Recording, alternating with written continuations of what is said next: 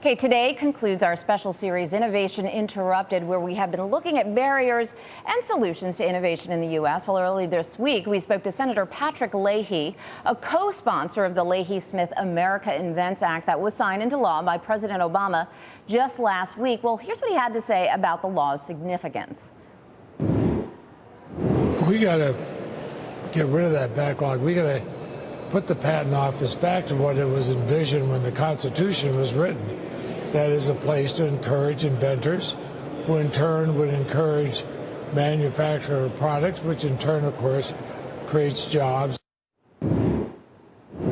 All right, we're now joined by the man who runs the U.S. Patent Office, David Kappos, and he's joining us from Geneva, Switzerland, live. David, thank you so much. Good to have you here on Fast Forward. Now, we were talking about a specific backlog in the patent process that was on average 3 years, right, to actually get an approval. How much shorter will that be given the America Invents Act or law at this point? Right. Well, thanks for having me on this afternoon. And as Senator Leahy said, we've got to get that backlog down. And to answer the question, backlog is now a little bit less than 3 years. We've made a small amount of progress against it. We've got it down to something like 33 months now, but we've got a long way to go. We want to get it down all the way to 20 months. And how or why will you be able to shorten it because of the law? Well, the law does several really important things. One, it simplifies our patent system to enable us to examine patent applications more effectively, more efficiently, and therefore more quickly.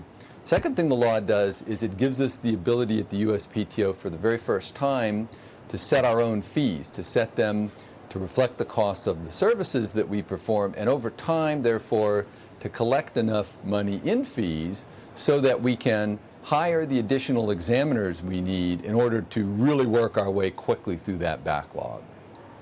And at this point, how many new people have you added? I know that it was just signed into law, but how many people do you anticipate adding to the Patent Office? Right. Well, the law was just signed last Friday, and so it's very early in the day.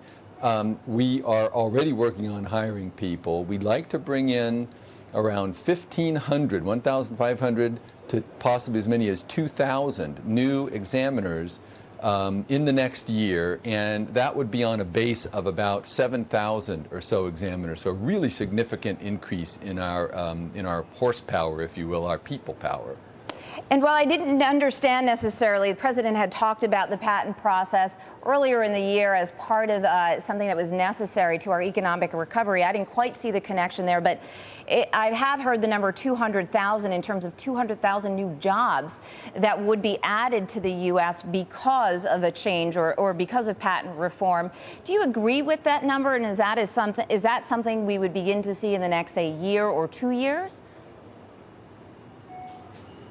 Well, I think that number is probably on the low side. I think the number probably is a lot higher than that over a period of time.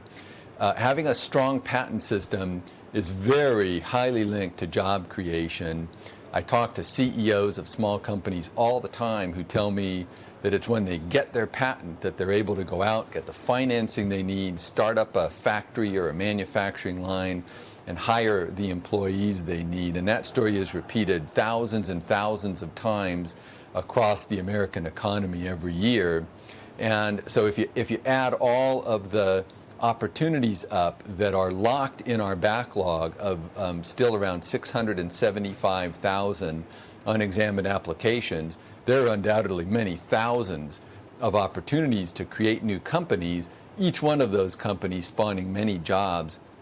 So frankly, I think there are many more than 200,000 jobs locked up in this agency over time.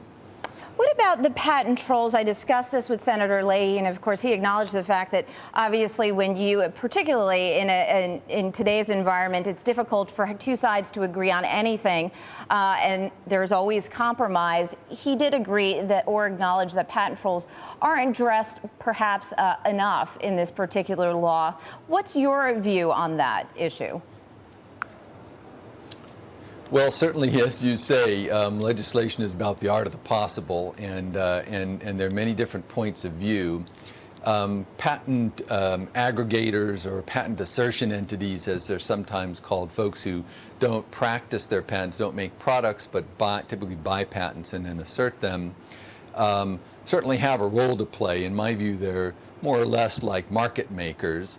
And I think that the legislation actually does do some significantly positive things, not necessarily to discourage market makers, but to ensure that the market they're making is a more certain one. The legislation has really important provisions in it that Senator Leahy was central to getting into the legislation that enable us at the USPTO to administer challenges against granted patents, to administer them quickly and cost effectively. And by having that ability, for the first time, we also have the ability to take a second look at patents that potentially are an unfortunate overhang on the market and deal with them very, very proactively. That gives every American manufacturer a chance to get us involved if they think they've got a patent asserted against them that should not be asserted against them, that's not a valid patent. We'll take a quick look at it, and we will reassess the patent and determine whether it's valid or not. All right, David, we have to leave it there, but I do look forward to updates, getting some updates on that backlog. But thank you so much for joining us.